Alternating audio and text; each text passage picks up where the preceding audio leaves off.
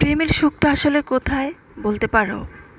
ভালোবেসে বিয়ে করে মেয়েটা, দুইটা বাচ্চা থাকার পরও স্বামীর যথেষ্ট টাকা পয়সা থাকা সত্ত্বেও অন্য একটি ছেলের হাত ধরে পালাতে দেখেছি। 20 বছর সংসার করা মহিলাটা 5টা ছেলে মেয়ে রেখে তার চেয়ে কম বয়সী একটা ছেলের সাথে পালাতে দেখেছি। বাবার অডেল সম্পত্তি, কোনো কিছুর অভাব নেই, 1050 টাকাও যার কাছে যৎসামান্য, সেই মেয়েটাকেও পালাতে দেখেছি একটি গরিব ছেলের সাথে, যে ছেলেটা দিন আনে দিন খায়।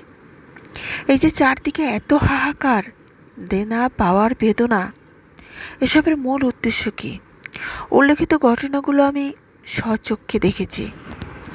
প্রত্যেকটা মেয়ে ভালোবেসে সংসার বিয়ে করেছিল, তারপর দ্বিতীয়টিতে কেন জড়ায়? কোন সে লাভের আশায়?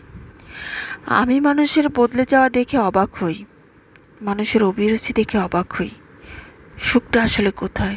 ধন সম্পদ, আভিজাত্য কিংবা প্রাসাদের মাঝে, নাকি গরিবের ভাঙা কুটিরে?